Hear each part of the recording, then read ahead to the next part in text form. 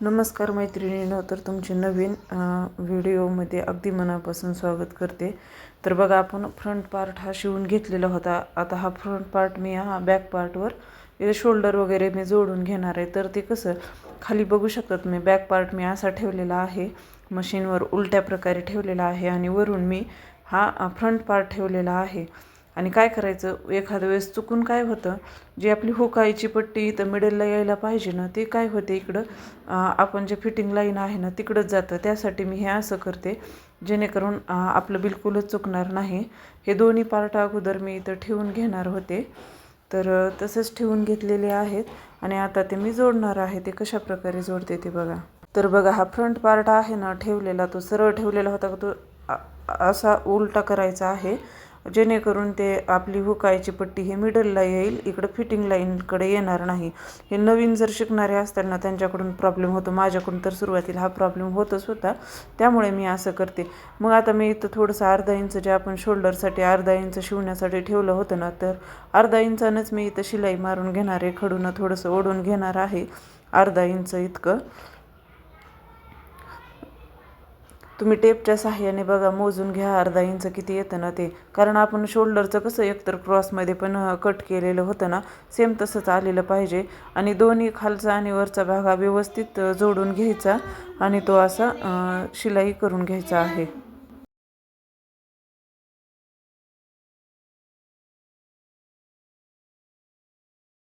तर बघा, मी इथं जोडून घेतलेलं तुम्हाला व्हिडिओ दिसत असेल. एक टीप मारली ना लगेच काय करायचं, दुसरी ही टीप तिथे मारून घ्यायची, जेणेकरून ते उसवण्याची वगैरे भीती नाही.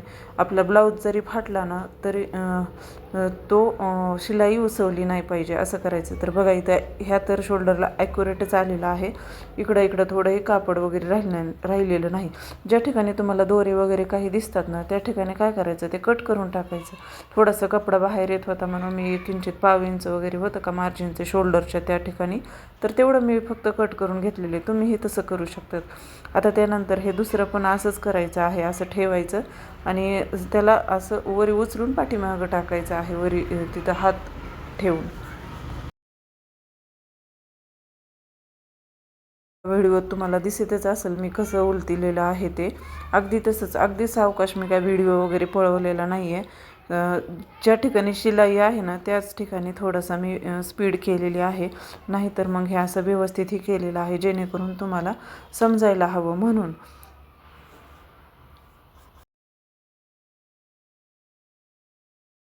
तर इथं बघा, बघू शकता तुम्ही, इथं मी डबल टिप देखील मारून घेतलेली आहे आणि हे व्यवस्थित असं शोल्डर पण जॉईंट झालेलं आहे.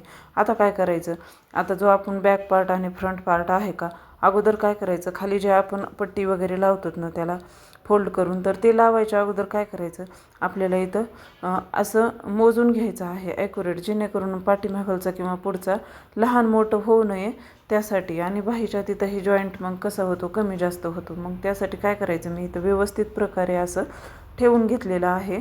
आणि आता काय केलेलं आहे हे तुम्ही बघू शकतात. मी असं व्यवस्थित हे ठेवून घेतलेलं आहे. आणि जो आर्म होलच्या तिथं आहे ना तो फिटिंग साईडचा भाग आणि खालचा आहे ना तो असा मी जोडून घेतलेला आहे. मी पाहणार आहे की खालचं आणि वरचं तर लहान मोठं होत नाही ना, कमी जास्त तर होत नाही ना, त्यासाठी मी हे करून घेतलेलं आहे. तुम्ही ही बाही वगैरे जोडायच्या अगोदर आणि खाली फोल्ड पट्टी करायच्या अगोदर असंच करून घ्या.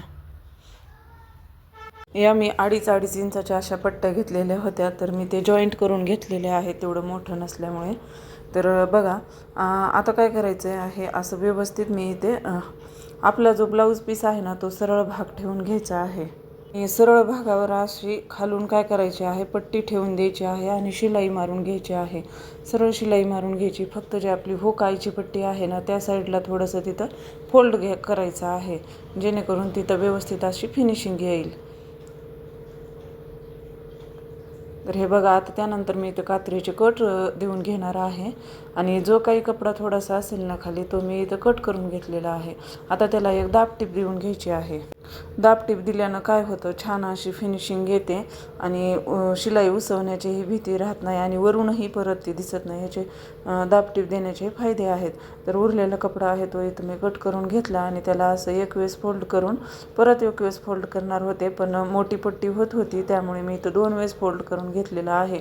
तुम्ही तुमच्या आवडीप्रमाणे बघा, तुम्हाला किती मोठी पट्टी ठेवायची आहे ना त्यानुसार तुम्ही फोल्ड करून घेऊ शकतात. आता फोल्ड केल्यानंतर ना दोरे वगैरे असतील ते कट करून घ्यायचे आणि हे जे आपली हुक आणि आय बटनचे पट्टे आहेत ना ते असं जॉईंट करून पाहायचं आहे की ते एकदम बरोबर आहेत की नाही, ते नाहीतर लहान मोठ्या होऊ शकतात त्यासाठी. तर आता इथं मी खालच्या साईडने पण इथं पट्टी लावून घेणार आहे आणि ती फोल्ड करून घेणार आहे. कशी घेतली हे तुम्ही अगोदरच पाहिलेले आहे, मी तुम्हाला सांगितलेले आहे.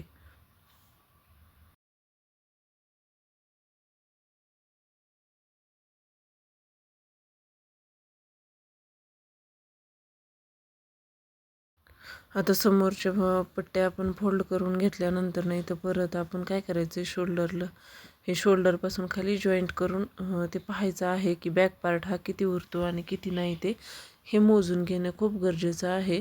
कशासाठी, तर बाहीच्या तिथं आर्महोलच्या त्या ठिकाणी जर व्यवस्थित मोजून घेतलं तर बाही वगैरे जोडताना वगैरे काही प्रॉब्लेम येणार नाही आणि आर्महोलच्या तिथे जी लाईन सरळ यायला पाहिजे ना ती देखील येते. तर मी इथे इथं मार्किंग करून घेतलेलं आहे, जो माझं खालचं कापड उरतं ते. तर मी त्यानुसार कट न करता काय करणार आहे, इथं हे मी पट्टी फोल्ड केलेली होती ती घेतलेली, ही 2.5 इंचाची पट्टी आहे. तर तुम्ही 2.5 ते 3 इंचापर्यंत घेऊ शकता तुमच्या आवडीप्रमाणे. बघा तुम्हाला लहान मोठी पट्टी कशी फोल्ड केलेली पाहिजे तर त्यानुसार तुम्ही इथे घेऊ शकतात. तर मी इथं आपलं ब्लाऊज पीस आहे ना ते सरळ सव्वा ठेवून त्यावर ही अस्तरची पट्टी ठेवलेली आहे आणि त्याला एक शिलाई मारून घेतलेली आहे. याला आता कात्रीने थोडीशी कट देऊन घ्यायचे आणि त्यावर काय करायचं आहे, एक दाबटीप पण देऊन घ्यायची आहे.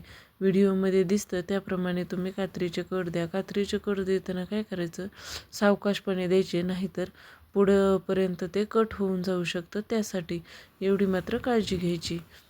तर इथं मी फोल्ड केलेल्या याला दाबटीप दिलेली आहे. दाबटीप देणं प्रत्येक ठिकाणी महत्त्वाचंच आहे, त्यामुळे फिनिशिंग छान वाटते.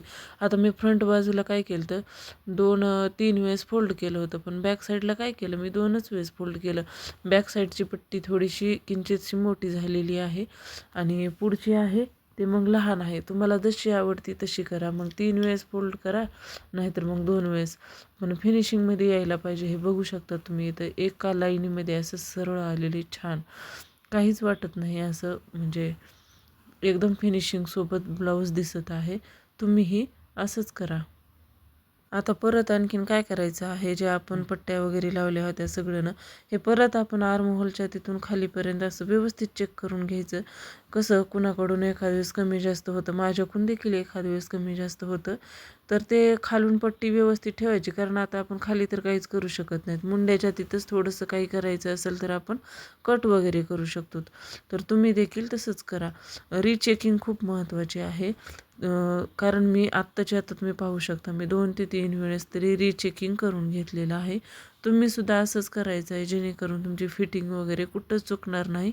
आणि फिटिंग जर नाही चुकली तर ब्लाऊज पण कसा एकदम छान बसतो, कुठंच काही क्रीज वगैरे येत नाहीत, काही नाहीत. त्यासाठी रिचेकिंग ही खूप महत्त्वाची असते. आपण पेपर पॅटर्न काढत होतो त्यावेळेस देखील तुम्हाला आठवत असेल, त्यावेळेस देखील आपण असं रिचेक करून घेतलेलं आहे, जेणेकरून नंतर काही कुठे कट वगैरे करण्याची काही गरज पडू नये जास्त काही. आणि कसं 1/2 इंच अर्धा इंच वगैरे असेल तर ते आपण करू शकतो कट. आणि जास्त कट केलं तर फिनिशिंग पण बदलते आणि फिटिंग पण आपली चेंज होते त्यासाठी. तर इथं बघू शकतात मी व्यवस्थित असं चेक करून घेतलेलं आहे आणि जिथं काही थोडंसं जास्त वाटतं ना तेवढंच मी इथं काय केलेलं आहे, भाग कट करून घेतलेला आहे. आता बाही जोडताना काय करायचं आहे, हा आपला आर्मोला आहे ना तर ते शोल्डर बघायचं कुठं व्यवस्थित आहे का नाही ते, आणि काही थोडंसं बाहेर वगैरे दिसत असेल ना तर त्याला इथं मी कट करून घेणार आहे. तुम्ही असंच करा. कारण पाठीमागलचं आणि पुढचं शोल्डर देखील वेगवेगळं असू शकतं, त्यावेळेसही जास्त येण्याची शक्यता असते. तर त्यावेळेस तुम्ही हे असं करू शकतात. आता मी इथं बघा बाह्याची जॉईंट करून पाहणार आहे किती जास्त होते की कमी होते, म्हणजे रिचेकिंगला खूप महत्त्व आहे. तर बघा एवढी जास्त होत आहे. मग नंतर ते परत शिलाई मारा रे उकला रे, त्याच्यापेक्षा मला काय वाटतं ना, आपण अगोदरच रिचेकिंग केलेलं काय वाईट आहे त्यात. थोडासा वेळ गेला तर गेला, पण आपलं म्हणजे जास्त तर वेळ जाणार नाही, त्यापेक्षा कमी जाणार आहे. शिलाई दिलेली उकलायची म्हणलं की आपलं ब्लाऊज पीस देखील खराब होण्याची शक्यता असते. तर त्यासाठी इथं मी थोडंसं कट केलेलं आहे बाहीचं आणि परत इथं रिचेकिंग करून घेणार आहे. तर इथं मला आता परफेक्ट वाटत आहे. मी इथं आता शिलाई मारून घेणार आहे. आणि जो लहान आतला खोलगट भाग असतो ना, तो काय असतो, पुढं असतो. तर आपण अशी बाही ठेवून बघायची कुठं बसतं ते लहान आतला भाग आहे ते पुढच्या साईडला येतो का, ते पाहून घ्यायचं आहे. तर मी इथं पाहून घेतलं आणि त्यानंतरच इथं शिलाई मारत आहे. आता शिलाई मारत असताना काय करायचं, सावकाशपणे असं बाहीचं थोडं थोडं धरायचं आणि ब्लाऊज पीसचं पण खालचं धरायचं आणि ते व्यवस्थित असं थोड्या थोड्या अंतराने शिलाई मारायची. आता शिलाई मारताना कितीवर मारायची, तर ती अर्धा इंचाच्या अंतराने मारायची. तुम्हाला आठवत असेल आपण शोल्डरसुद्धा हे करताना ना मोजताना काय केलं होतं, तिथं पेपर पॅटर्नच्या तिथे 2.5 इंच होतं, तर त्यामध्ये आपण 1 इंच प्लस केलं होतं. कशासाठी, तर बाही जोडण्यासाठी अर्धा इंच केलेलं होतं आणि गळ्याला फिनिशिंग देण्यासाठी अर्धा इंच, म्हणजेच 3.5 शोल्डर घेतलेलं होतं, तिथं आपलं 2.5 झालं. म्हणजे जेवढं पाहिजे तेवढं आपल्याला मिळून जातं. त्यामुळे काही नाही, बिनधास्त अर्धा इंचावरती तुम्ही शिलाई द्या, जेणेकरून शिलाई ही लवकर निघणार नाहीत, काही नाहीत, उसवण्याची ही शक्यता राहणार नाही. तर त्यासाठी त्यानंतर डबल टीप मारायची आहे प्रत्येक ठिकाणी. प्रिन्स कटला, बाही जोडला, प्रत्येक ठिकाणी डबल ही शिलाई मारायचीच आहे. आता मी इथं बाहीच्या 2 पद्धती सांगितलेल्या आहेत. एक तुम्ही पाहिलात, पहिली कुठून लावली ते. आता ही पण मी चेकिंग करून तशीच घेतलेली आहे, फक्त याची पद्धत आता तुम्हाला दाखवून देते. तर ही मी मिडलला ठेवलेली आहे. बाहीचं सेंटर काढायचं आणि जे आपलं शोल्डरचं आहे ना ब्लाऊज पीसचं, त्यावर ही बाही ठेवून द्यायची आहे आणि तिथून शिलाई मारत मारत यायची आहे. म्हणजे अर्ध्यातून शिलाई मारायची, बाहीचा मिडल आणि आपल्या ब्लाऊजचं शोल्डर, तिथून अर्ध्या इंचावरती शिलाई मारून घेतलेली आहे. त्यानंतर जो अर्धा पार्ट राहिलेला आहे ना, तो पण तिथूनच शिवायला घ्यायचा आहे.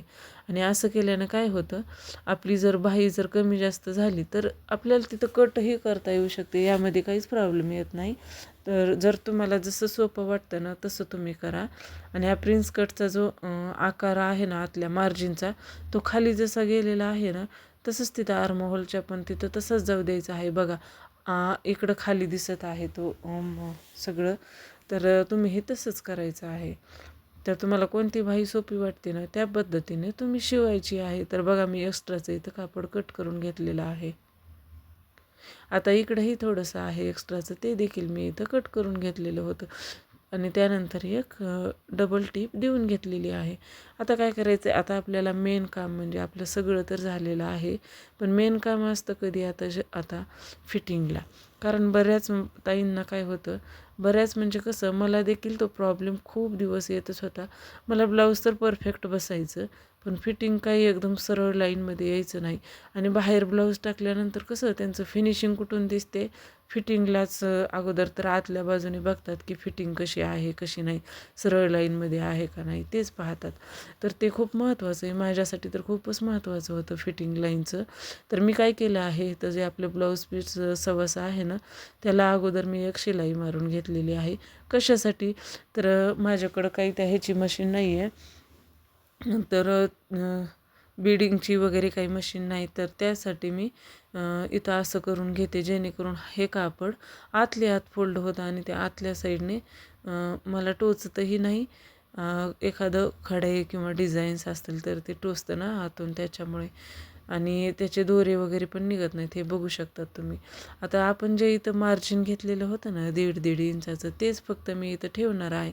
तर 1.5 इंच आहे ना, तर माझं थोडंसं शिवण्यात तुम्ही पाहिलंच असेल, पाव इंच गेलेलं आहे.